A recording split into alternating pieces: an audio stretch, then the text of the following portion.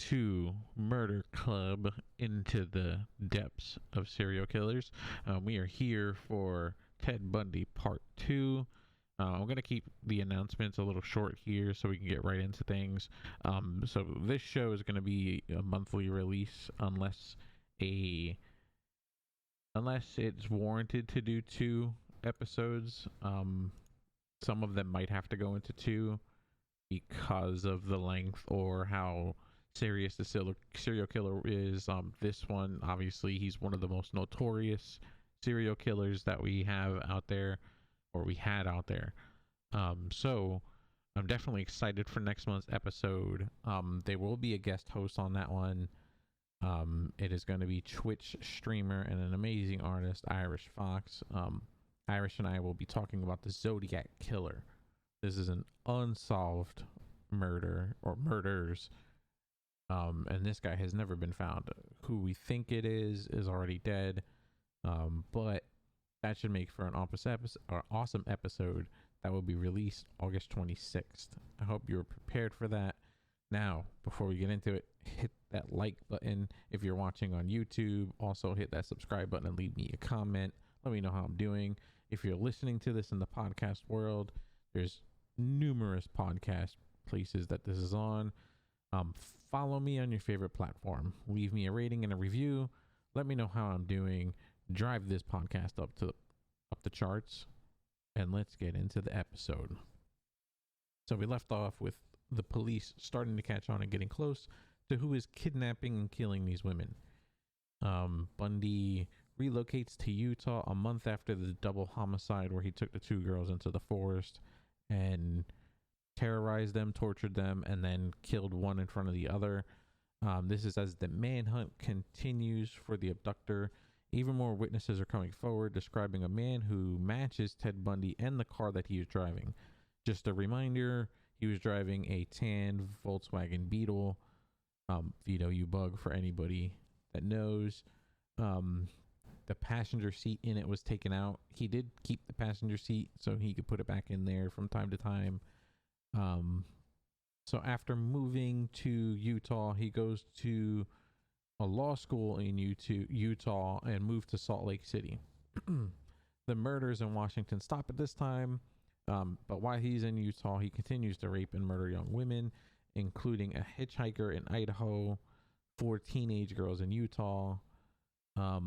Liz, his ex-girlfriend / girlfriend, at this point they're in that type of relationship where they are dating but they aren't dating kind of thing. She knew that he was relocating to the area, and when she learned about the murders happening in Utah, she immediately called police to reaffirm her suspicion that Bundy was behind the killings. At this point, a lot of evidence had started to pile up against Bundy. When investigators started compiling the data and comparing it, Bundy was at the top of their list at this point. But Bundy would continue killing in Utah, completely unaware of law enforcement's growing interest in him. He was going from Utah to Colorado to murder more young women. In August 1975, Bundy was pulled over while driving through Salt Lake City suburb, and police discovered masks, handcuffs, blunt objects in the early killings, and he was then put under surveillance. He began murdering and kidnapping in Utah in October of 1974. His first victim would be 16-year-old Nancy Wilcox. She disappeared from Holiday, Salt Lake City, Utah. Nancy would last be seen as a passenger in the same tan VW Beetle that matches descriptions for the other kidnappings. Bundy would actually admit to this murder before his execution. He claimed her body was buried 200 miles south of Salt Lake City, but the body was never recovered. Which this is also going to be something that happens a lot with Bundy's murders, which was an approximate, or so this where 200 miles away from Salt Lake City, that was just an approximate because he couldn't remember, and I think he got off on that, not remembering. He remembers where it was. He just didn't want police to find it. Another woman that was 17 years old named Melissa Smith would happen around the same time. Melissa was the daughter of police Police Chief Lewis Smith. Bundy raped her, sodomized her, and strangled her. Her body would be found 9 days later. I believe it was a few miles away from where she lived.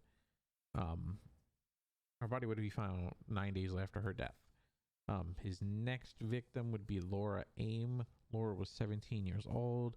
Laura would disappear on Halloween. Her parents described her as a gentle free spirit, which a lot of girls that he kidnaps are free spirits. Her remains would be found a month later on Thanksgiving. Bundy would frequently visit the Utah victims' bodies. He would take pictures. He would put new clothes on them, put makeup on them, do their hair, and he would rape them until they were too putrefied to do it any longer. Same thing he was doing in Washington. So he's continuing the same path that he was on when he was in Washington. So near Salt Lake City on November 8th, Bundy stalked Carol DeRanche. She was 18 years old at the time. He stalked her at the Fashion Place Mall in Murray, Utah. He wrote down her license plate number, waited for her to leave the store, and as she left, he approached her and pretended to be an officer by the name of Officer Roseland. He told her that someone had been trying to break into her car, and he told her that she needed to fill out a police report. He politely offered to take her to the police department.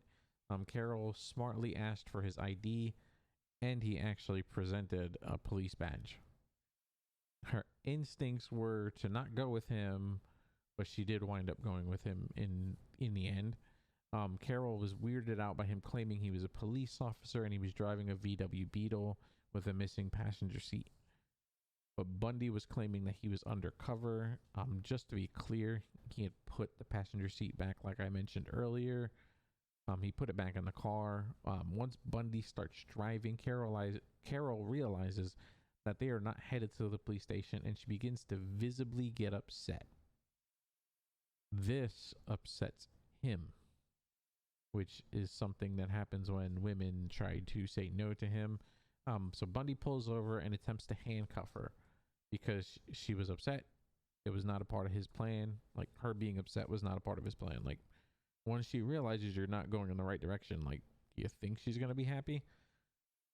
She begins to fight off Bundy, so much so that he ends up putting both of her hands, or both of the ends of the handcuffs, on the same wrist. Carol then jumps out of the car and begins to run away. She gets away, and Bundy doesn't run after her. This is going to come back to haunt him in the end. But he doesn't go chase her. He just lets her go. At that point, he probably thought it wasn't worth it, but he didn't. He obviously didn't think that he would get caught by this, or she would go and say something about this, which that's completely stupid. So even undeterred from this, Bundy drives to Viewmont High School, which is about 19 miles away. He immediately goes after she gets away. He immediately drives 19 miles away to Viewmont High School. This is right after that failed attempt. A theater production was just letting out, and he was seen by certain people pacing in the parking lot. They said he was obviously super hopped up and nervous. He would approach people with the police officer's take that he was giving to Carol. So he was doing that to other people. He was unable to lure 17-year-old Deborah Jean Kent, or he was able to lure 17-year-old Deborah Jean Kent. He abducts her, and she's never seen again at that point. They did, however, find the key to the handcuffs that Bundy put on Carol in the parking lot of the school. So they were able to connect him to the abduction of Deborah. At this point, Bundy was fully starting to lose it and get sloppy. So they find the key that he was using for those handcuffs that are on Carol. So when Carol goes to the police to talk to them about it, and they have a key for handcuffs, they've put two and two together. Carol begins working with the police. She would tell them everything she could about Bundy. During this time in 1975, he would drive out to Colorado. After his arrival, 5 more women are murdered. About 9 months after Carol got away, Bundy drops out of law school completely. So he leaves the state. He leaves Utah to go to Colorado because he knows he's fucked at this point. Because one, you let one get away, and you were stupid for not thinking that she would go to the police. 2, you dropped a handcuff key. You fucked up there. And you had a lot of witnesses, which obviously he's not afraid of the witnesses going back and saying something, because he was on a beach with 50,000 people and he took 2 women from the same damn beach. So we know he's not afraid to do it in front of a lot of people.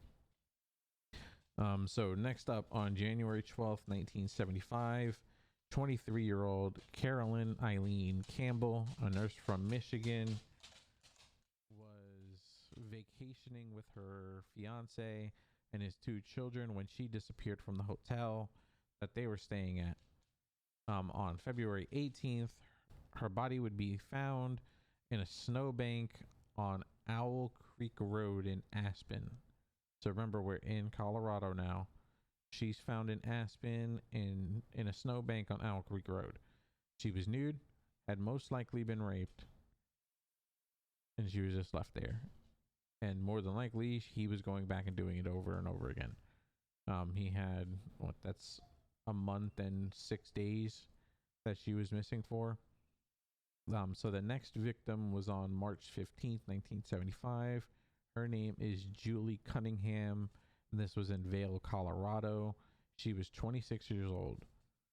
Julie was a part-time ski instructor, and anybody that remembers, he was big into skiing.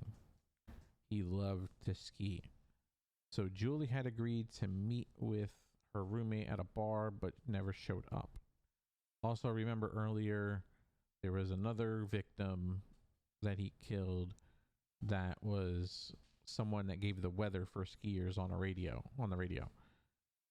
Julie had agreed to meet with a roommate at the bar, but never showed up. Her body was never found, but Buddy had confessed to her murder before his execution. So he was trying to clear his conscience before he was getting executed. Not very good, dude. You're still going to hell. Fuck you. So his next victim would be later on April 6th, 1975. Her name is Denise Lynn Oliverson in Grand Junction, Colorado. She had an argument with her husband. She took her push bike and rode to her parents' house. I'm going to guess a push bike is a bike with no pedals on it, maybe? I don't know. Bundy abducted her before she even got there. Later on, her husband would report her missing after speaking with her parents and them saying that she never went there. Bundy had claimed that he threw her body into the Colorado River, which is where her bike and shoes were found, but her body was never recovered. This is another one that Bundy admits to right before his execution. May 6, 1975, in Pocatello, Idaho, Lynette Dawn Culver, a 12-year-old, unfortunately would be his next victim. And she was really, really young, which isn't the only young one that he's going to do. He abducts her from school, and according to his confession, he discarded her body in Snake River, but her body was never found. And that was the only thing he would say about her. Obviously, you can guess what he more than likely did with her, but he never admits to what he was doing. So June 28th, 1975, in Provo, Utah. The next victim is Susan Curtis. She's a 15-year-old, and she disappears from Brigham Young University. Bundy claimed to have buried her body 75 miles away from the university, but she was also never found. So there's been a lot of misconception about how he was caught. But we're going to get down to it right now. So on August 16th, 1975, in a suburb of Salt Lake City, Officer Haywood was at the end of his shift. Officer Haywood is an officer in a small town and knows what's going on throughout it. He sees a VW Beetle passing by him a few times, going back and forth, and he says to himself, I don't recognize that car, and I've never seen it around. He takes notice. He realizes this is a weird occurrence. He also remembers that there are 2 teenage girls in a house nearby, and their parents are on vacation. So Bundy was more than likely just casing the area, trying to basically figure out how he's going to get in there and if they truly are home alone. So Officer Hayward starts to approach the vehicle and tries to get Bundy to stop, but Bundy wouldn't stop. So this turns into a bit of a car chase, which is kind of stupid if you're trying to make it seem like you're not doing anything. Maybe you're just lost or something, because you can lie and say you're from out of town. But he turns into a car chase, and eventually Bundy pulls over. So when Haywood approaches the vehicle, he notices that there was no front seat in the vehicle. So Bundy once again takes out the front seat, and the handle is missing on the passenger side. So Haywood then begins to question Bundy on what he was doing. Bundy replies to him he was in town to see a movie called The Towering Inferno. But because Haywood knows this town so well, he also knows that none of the local theaters are showing that movie.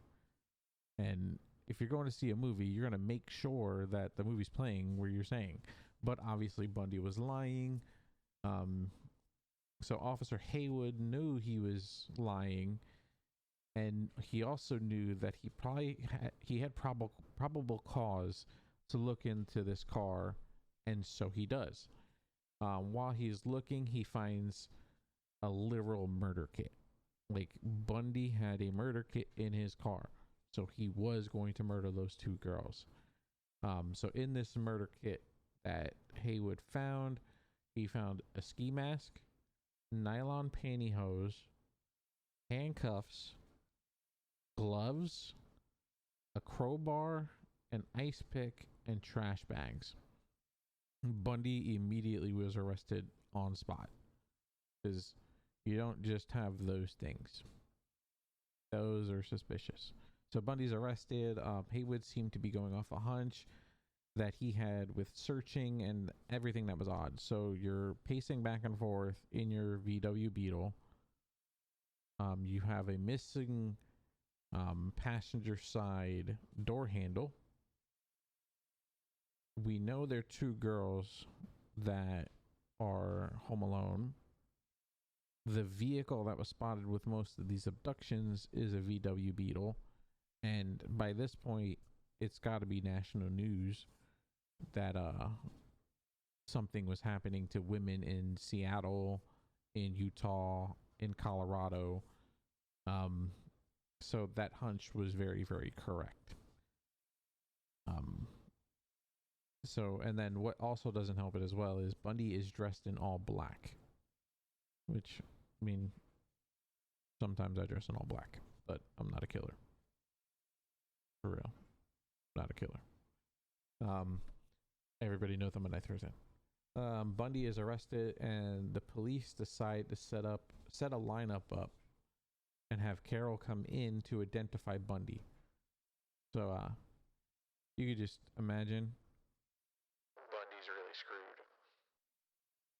Carol comes into the police station, and she picks out Ted Bundy immediately out of this lineup. There's no mistaking it. She picks him out. So at that point, Ted is immediately arrested on the spot, and once word gets out, all of the other police stations that had murders similar to these started connecting those dots. So everybody's going to start coming together, piecing it all together. Everybody's going to be hot on that trail because they know they have the killer. Now, police interview Liz, like I said, the girlfriend / ex-girlfriend, because they were in a weird type of juncture in their relationship. Liz reveals that Bundy keeps a hatchet under his car seat at all times. That they found as well. He has a set of crutches that he has never needed, and he has plaster of Paris, which is what he would use to make the casts that he would wear to try to trick these girls.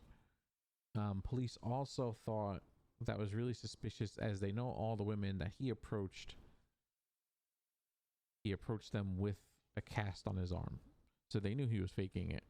And now they have proof that he was faking the arm thing, and they have proof that he was doing that it's him. So Bundy at that point is sent to Utah State Prison, and police, mainly Detective Jerry Thompson, starts to put together the connection from the Aspen, Colorado incident, where in 1977, he starts putting together the Aspen, Colorado incident with the other incidents that have happened.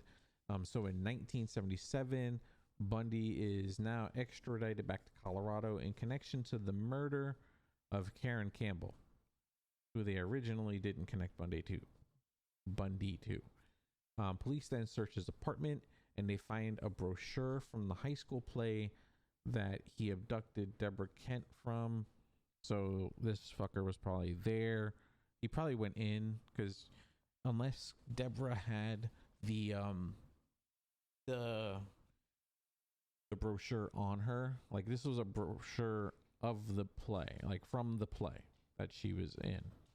So either he was being a creep and he was watching her and then he was pacing, or she had the brochure on her and he took it as a souvenir. So like this was clearly, like he clearly kept that as a trophy of, hey, look what I did. What they did fail to find in his apartment, though, was a stash of Polaroids of all the victims that he took after they were already dead. This was in a lockbox in the apartment. Like I said, they failed to find that. Shame on them. If you're gonna search something, do a thorough search. Come on, like you could have. That would be clear cut. It's him that did this.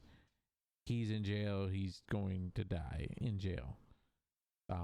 Whether it's death penalty or what, this man was going down if you found those Polaroids. Which I'm guessing they learned about the Polaroids because he said something in the execution, before his execution. I'm not 100% sure.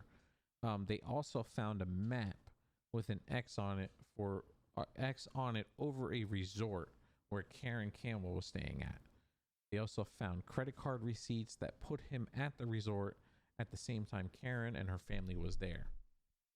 Remember, Karen was on vacation with her family. They would also find Karen's hair in his car. So at this point, they had found enough to connect Bundy to her murder and the disappearance. So Bundy spends about a year in prison at this point. And at this point, he decides that he's going to be his own attorney. He's decided, I've been through enough law school. I'm going to do it myself. That's not very smart, buddy. Like, he doesn't want an attorney. He wants to do it himself. During court, Bundy demands to be treated differently. He's an egomaniac. So he wants to be treated differently because he's defending himself. He demands to not be shackled while he's doing his studies. And he says it because he's an attorney. Basically, he's trying to convince them that he's not a criminal. So he convinces guards to allow him to study in the library during a recess.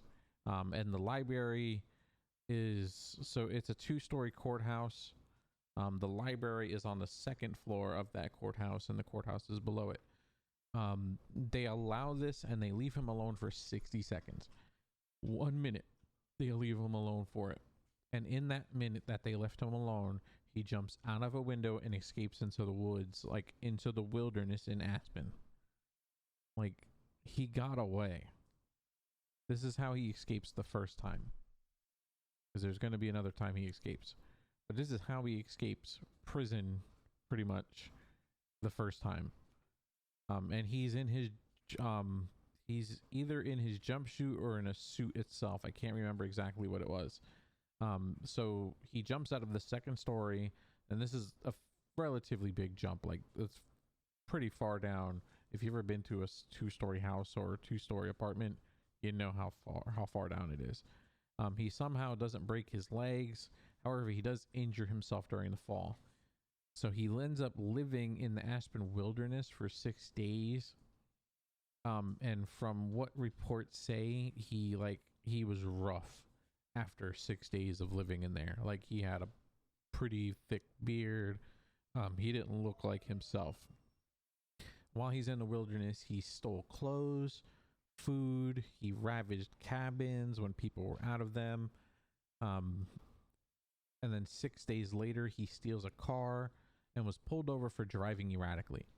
You think if you're trying to get away and you just escaped a courthouse where you were being held, you would think you wouldn't do anything stupid to get yourself caught again. But he does get caught again. Like I said, talk about a situation you don't want to get caught in. You're doing stupid shit like that where you're driving erratically. I think it was speeding and weaving.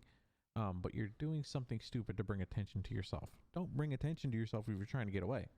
Like, come on, dude. What the hell? So Ted was arrested again and put in another prison in Utah, I believe it was. Or no, in Colorado. Sorry about that. So 7 months later, at 31 years old, he manages to acquire a hacksaw blade from another inmate. He also manages to acquire over $500. And this was coming from pen pals and different groupies that would send him the money. So people were sending him money. These are sick ass people.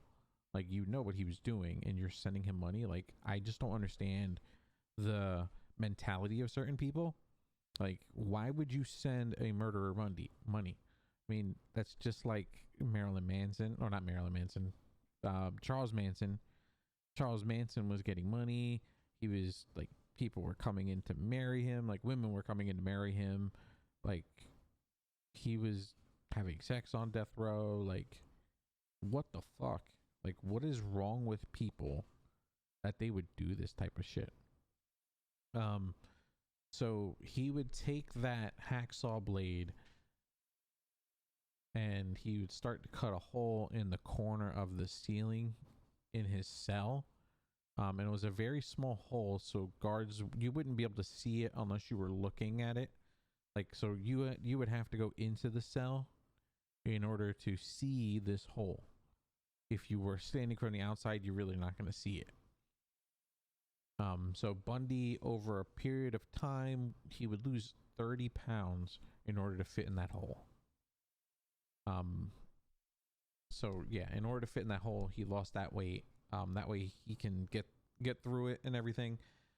He then waits for a holiday break for his escape because he knows that there would be less guards at that jail.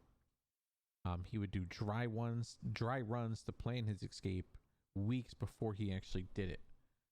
And the way he got out was that he would shimmy into the hole and went through the pipes. So like went around and through and everything through the pipes. Inmates would hear Bundy crawling around in the ceiling, and even though they were being truthful, they were being ignored by guards. Come on. How do you ignore somebody telling you that? I guess I know they're inmates and I don't know what they were in for, but like, if they're telling you that, hey, we're hearing something in the ceiling, like, just take a look into it.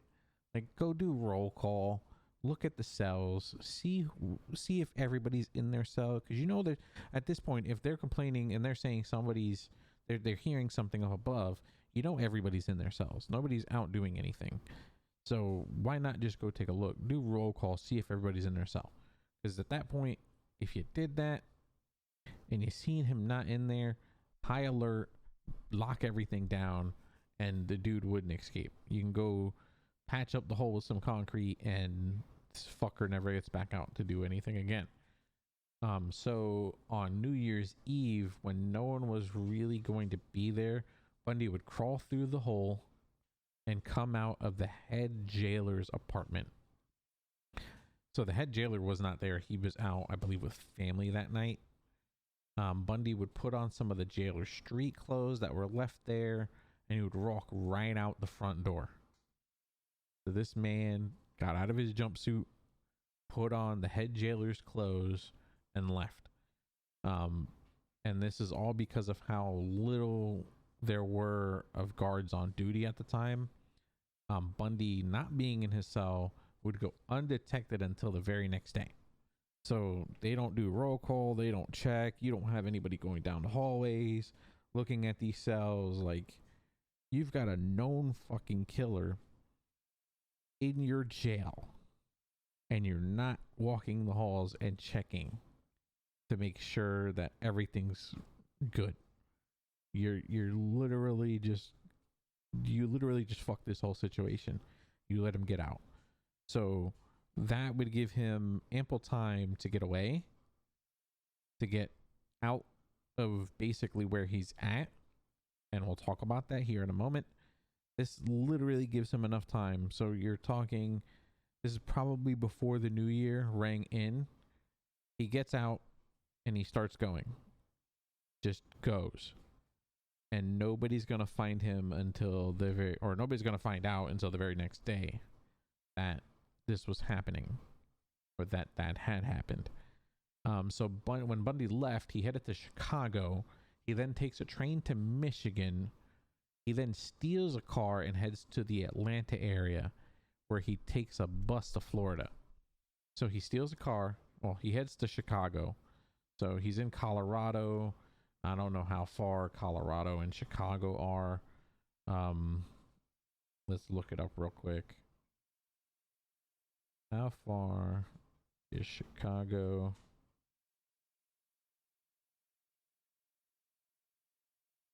from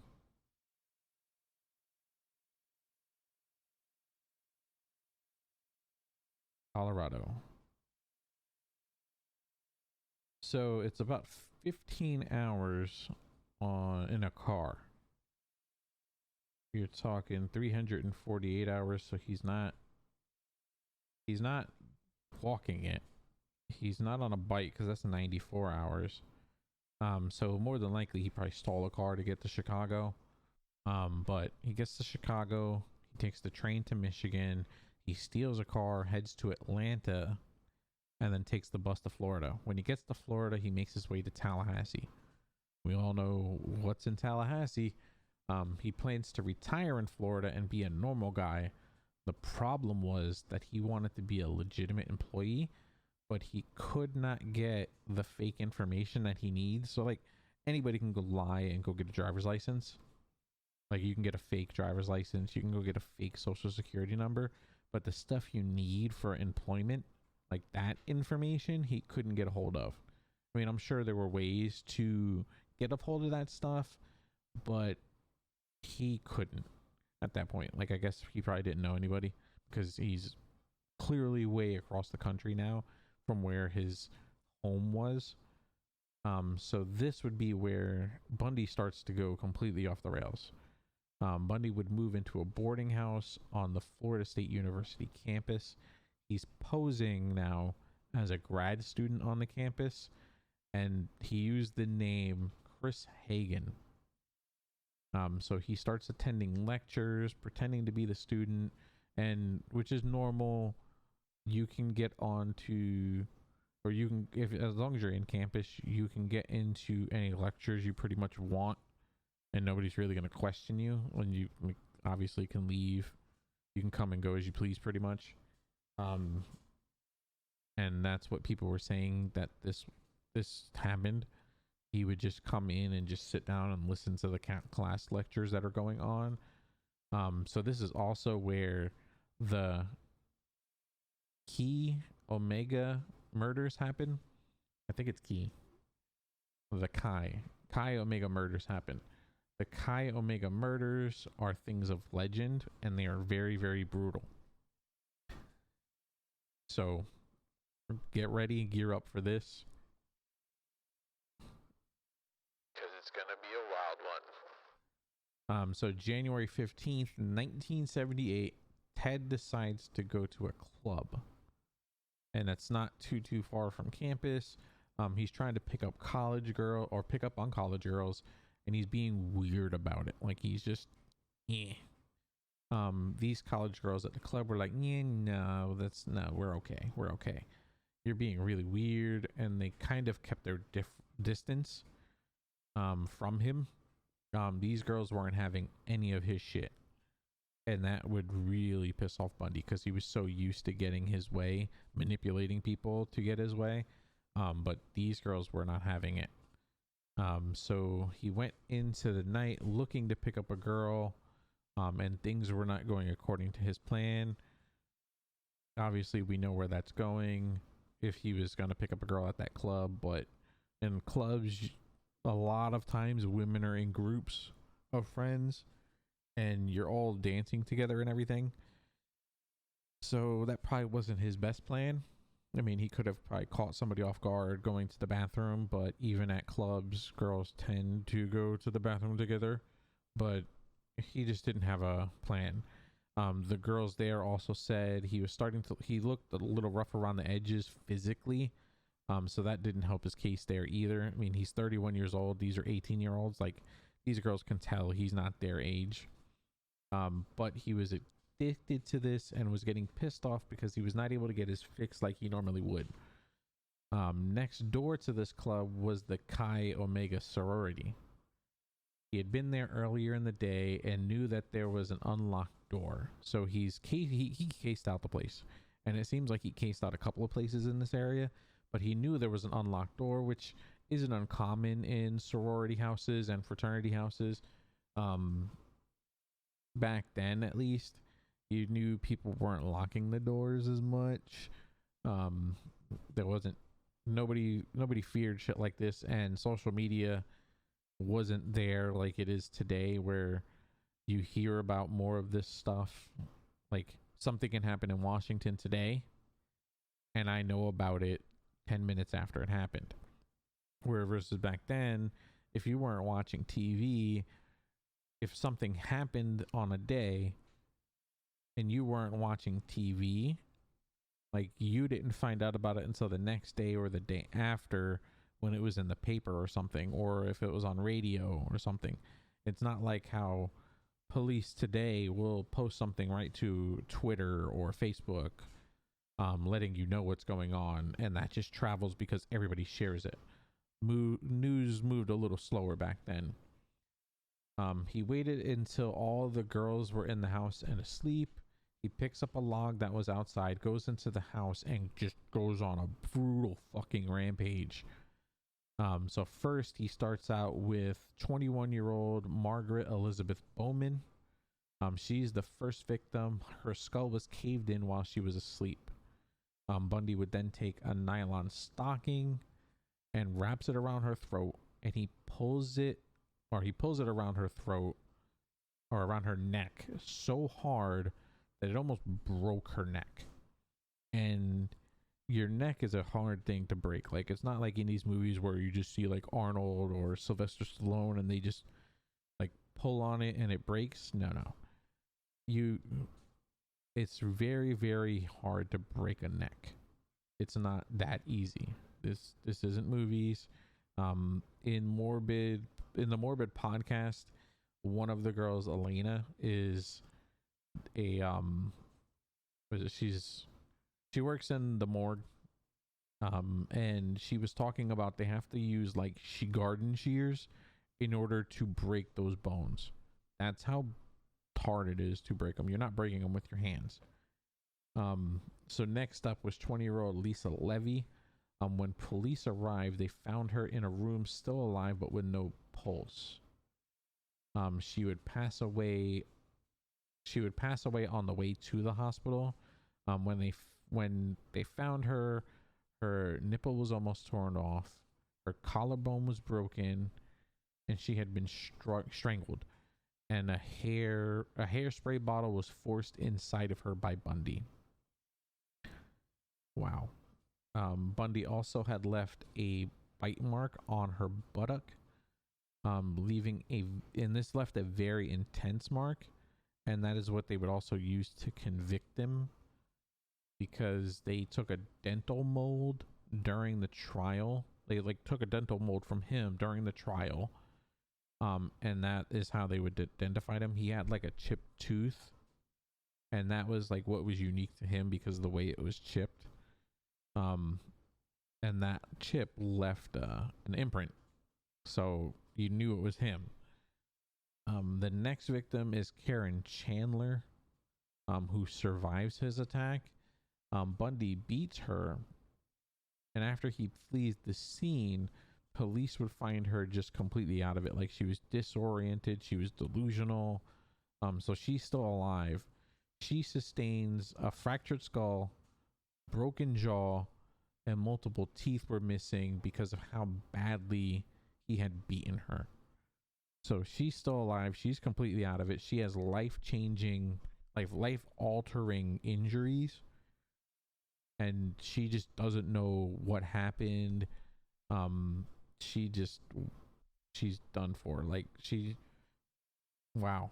And I believe she doesn't talk about this at all, ever.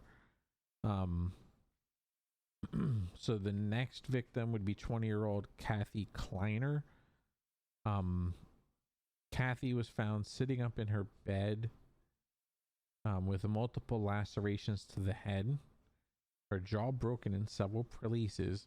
She survives, but she would also never talk about. She would also not. She didn't remember the attack. She was asleep when she was attacked. But like I said, she survived. So she doesn't remember a single thing that happened during this attack. That's how badly beaten she was. Like, and to this day, she still doesn't remember everything.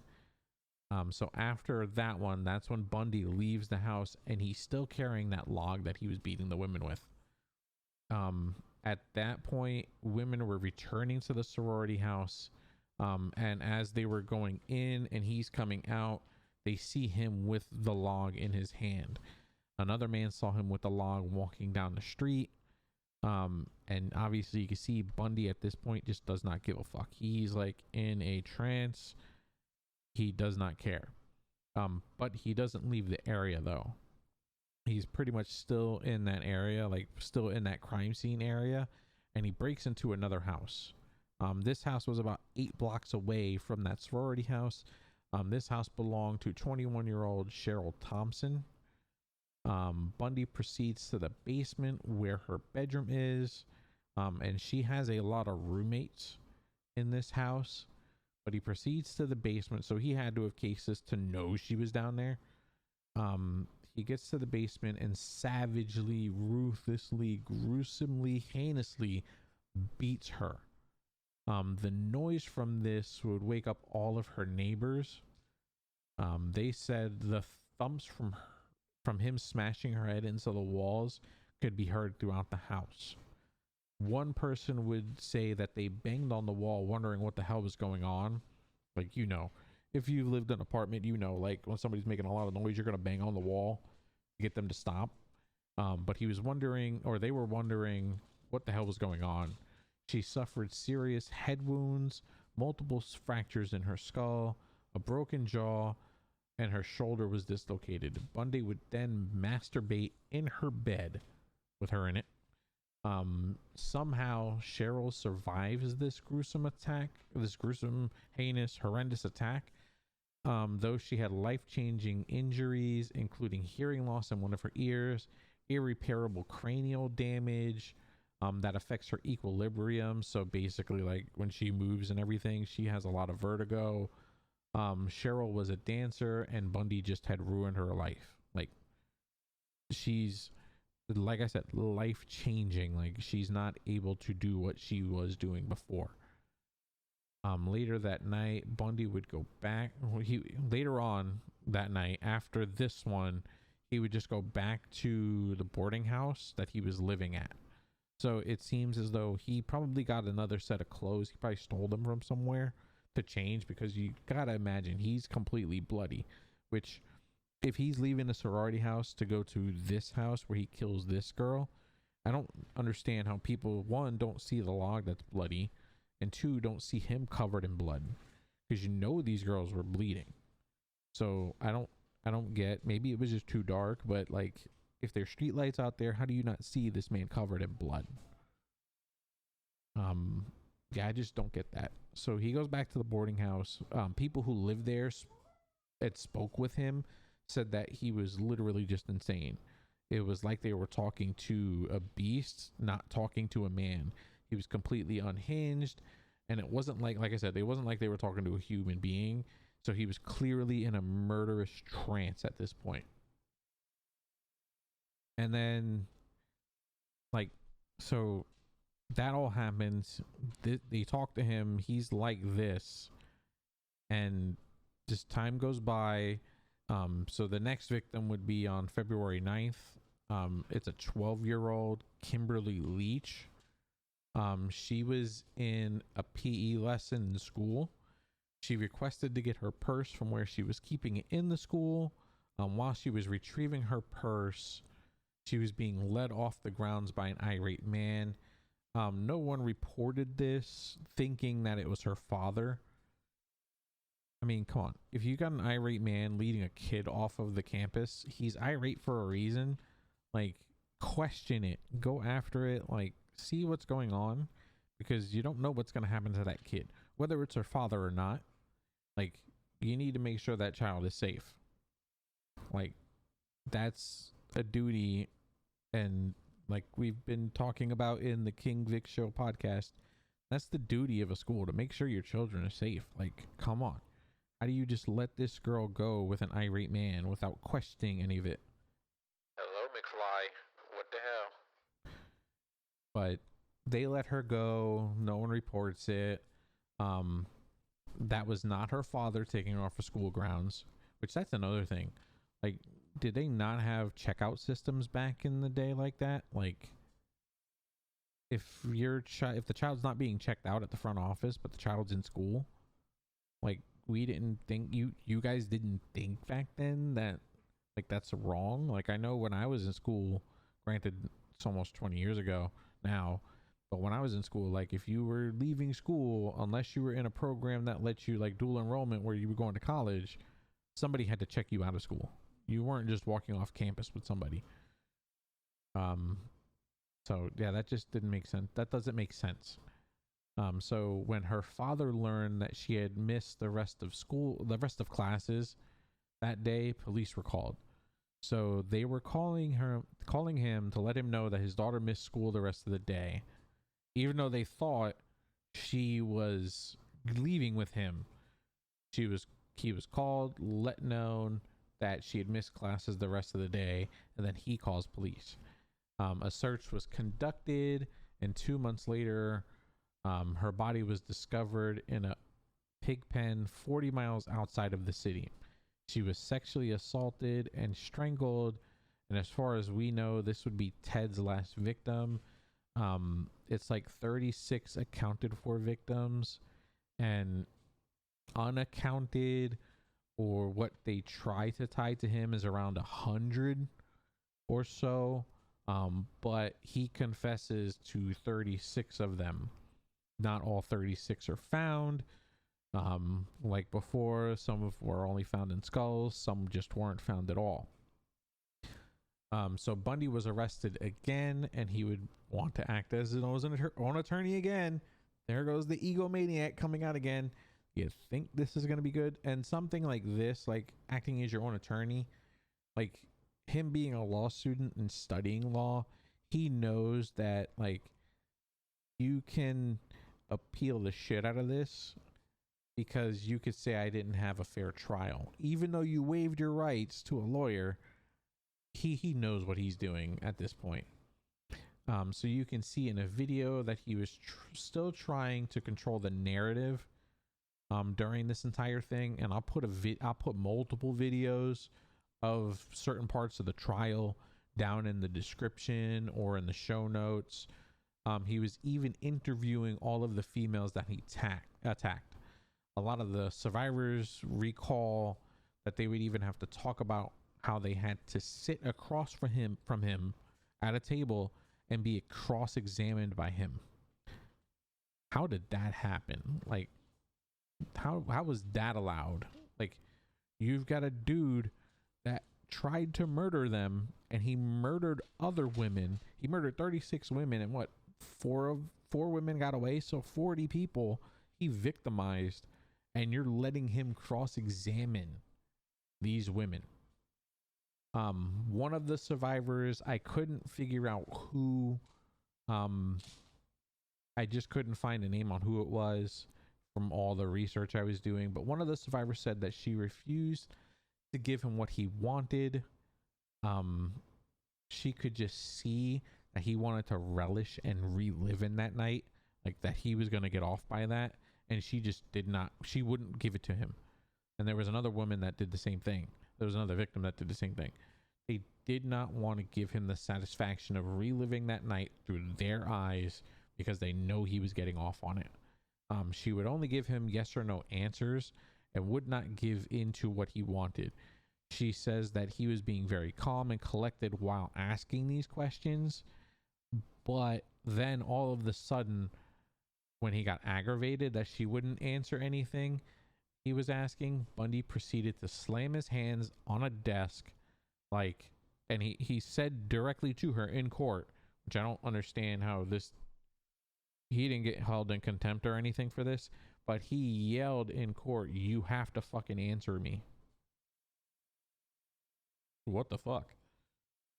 She looked at him and was like, "That's the monster right there, and he can't control it." So she got, by her doing this, she got the monster to come back out. She got the monster to show itself in court so everybody could see this is what we went through while we were being attacked.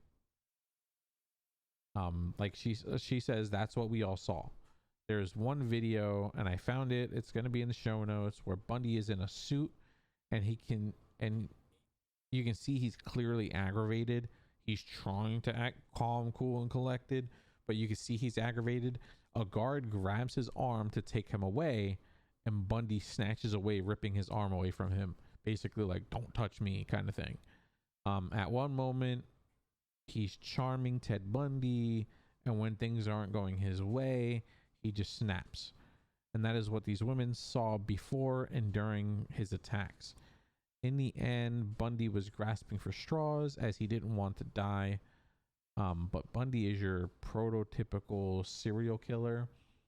If I can explain it in any other way, he's like your holy grail of serial killers. Like, he is it. Like, Bundy is that, like, serial killer of serial killers. Like, he was trying to emulate Jack the Ripper. He was trying to one up Jack the Ripper in everything he was doing. He was trying to be the most notorious serial killer there ever was. And honestly, he achieved that. Like, he's one of the most notorious serial killers in history. So on the day of his execution, people were camped outside of where he was at being executed, and they were tailgating. I get the whole tailgating thing. I get that, hey, we're taking this killer off the streets. I don't know, like, celebration for what was gonna happen, I guess. And they were all chanting, "Burn Bundy, burn." I get where they were coming from, but yeah. So Bundy was trying to get a stay of execution. He was doing everything he could to get that stay of execution. He would put the blame on porn and was trying to get people to spread the word that porn was bad and make you do these things. So he got a hold of an evangelical type person, and he was trying to spread that word with that person to get a lot of people behind him, so that way he can get a stay of execution. It didn't really work out, dude. Like, come on, who watches porn and then goes out and kills people? Obviously you, or obviously him, but like, come on. No grown man I know watches porn and then decides, "Hey, I want to go kill people." That's just like these little fuckers that say, oh, because they were listening to Marilyn Manson, or they were listening to something like that, that the music corrupted them, and the music is what told them to go shoot up a place. Or you're watching all these horror films, and that's what made this person go shoot up or slash up a high school. No, They do it because there's something mentally wrong with them and they're sick. They don't do it because a song was telling them to do it. So Bundy wanted to tell the youth of America to not look at porn. Porn is bad. What the fuck ever, dude. Bundy was found guilty of all of the murders and given the death sentence. He would die in the electric chair on January 24th, 1989. And on that day, that would be the end of Ted Bundy. Which, electric chair, damn. I don't understand. Like, I think, if I remember correctly, back then, you get to choose how you go out, whether it's electric chair or lethal injection. I just don't get the electrical chair thing. Like, you're getting voltage through you. To me, that would be more painful than anything. Let's see.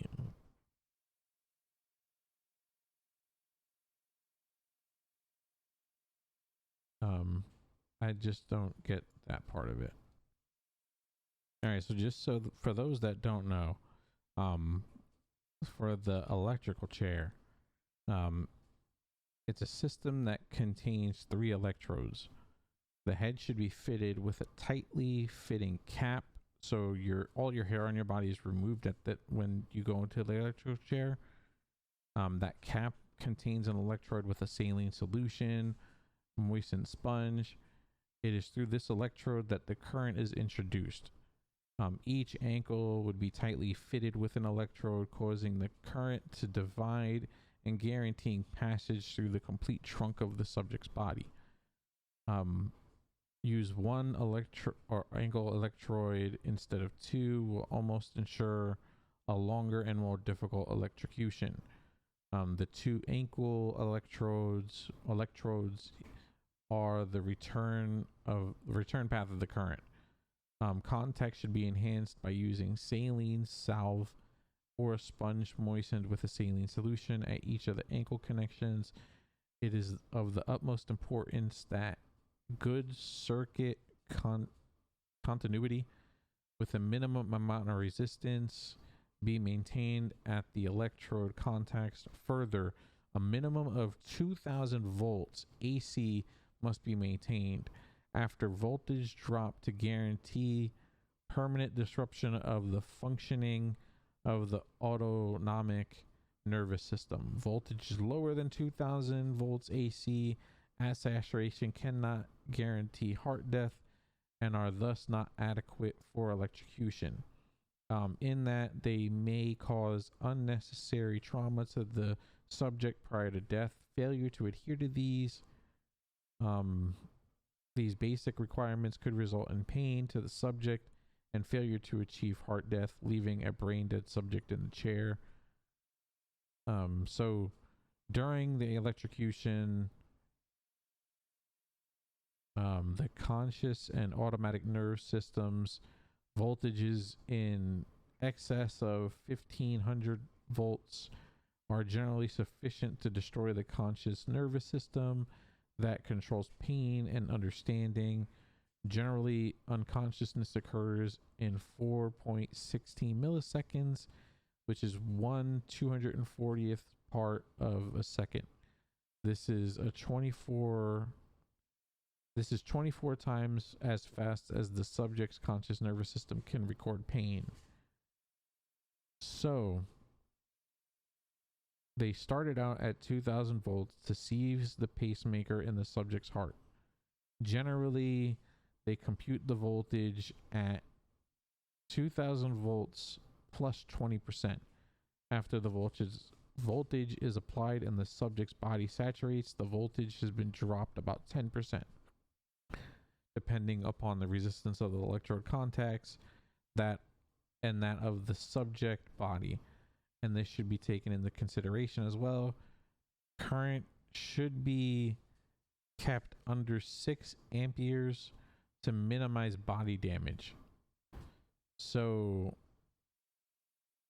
yeah, so like just for an example, if a person weighs 154 pounds, they require 2000 volts to seize the heart. So 2000 volts plus 20% equals 2400 volts. Increased voltage by 10% for a drop saturation. So the increase in voltage from 2400 plus 10% is 2640. So that's the voltage that type of person would take in order to get their heart to stop. So why you would go with that versus why you would go with lethal injection? Lethal injection seems more of a less painful thing, but really not at the same time. Like, I personally would not go electrocution because that just doesn't sound like a good thing to do. But the man is dead. Thank God. They got it right. They executed him quickly. So, well, no, it was 4 years later they executed him. So they got it right. They made sure he didn't escape again. He's gone. But man, that was definitely a ride. And there are a lot of things that I didn't know about this case. Honestly, as long as they kept him locked up and able to keep him from not escaping, or as long as they were to keep him locked up and not escaping, it would have been interesting to know what he was thinking. Like, basically have him in there with a psychiatrist, sit with him and dig into his brain and find out what was really going on with him.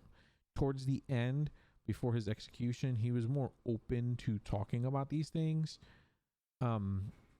So it would have been nice to learn what was going through this serial killer's mind, so that way we could have put that to others. So that way it might have helped out police departments to figure out what was going on, what goes on in a serial killer's mind while they're doing these type of things.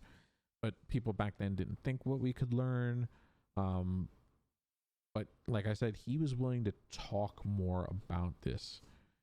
And honestly, his brain could have been picked a little bit more. They could have gone a little bit more in depth with this. And I mean, 4 years since that trial, they should have done something like this. They should have picked more into his brain. They should have got a lot more deeper into it, but I guess they didn't think about these type of things back then. Like I said, we could have learned a lot more about what a serial killer is thinking as they are going through these things, especially since he is one of the most notorious serial killers in history. Now, don't get me wrong. They got the verdict and the execution right. He deserved to die for what he did. And I hope he's rotting in hell, because that is what he deserves. He did not deserve to live. Even the 4 years after that, like, I'm not a proponent of the death penalty. I think if you're going out there murdering women, or if you're murdering anybody, you deserve to sit and rot for the rest of your life. Like, I get these families probably wanted him dead, and I've never been through that type of thing, so I can't speak from personal experience. But these type of people should have to sit in jail, and I know it takes taxpayer dollars, so if you're listening to this and you're like, oh, it takes taxpayer dollars, these people should have to sit and live with what they did inside of a jail cell, confined to themselves with no way of escaping, and have to let that sit there and eat at them, because you know this man was like, I'm getting executed anyway. I don't have to live with this. The families that are victims of the families of the victims have to live with this, and I've changed their lives forever. You know, that's exactly what he was thinking. But he's dead. That's a good thing. So that's going to be it for this episode, ladies and gentlemen. Next up on the docket is going to be a good one as well. Like I said, we'll be having a special host with me, Irishfox. If you don't have her on Twitch or Twitter, I will leave her information at the top of the description. We're going to be going over the Zodiac Killer, like I said before, and I'm really looking forward to this one, because this is probably going to be a two-parter, but this one is one of the most intriguing serial killers out there, especially since he hasn't been found and the notes that he was sending out with all of this. It's a strange and weird unsolved case that to this day no one knows who the killer is. They have thoughts on who the killer is, and I believe it was like 3 cryptic messages that he put out, and only one of them has been solved. And like I said at the beginning of the show, this episode will air August 26th. A lot of research is going to go into that episode, as well as like how much research went into this episode. I hope you guys enjoyed every moment of this, maybe learn something new about this. And remember, hit that like button, hit the follow button, hit subscribe, leave a rating and a review, and don't do anything that would put you into a situation that you're gonna be near a VW bug. All right, everybody, y'all have a great night, and I will see you on August 26th.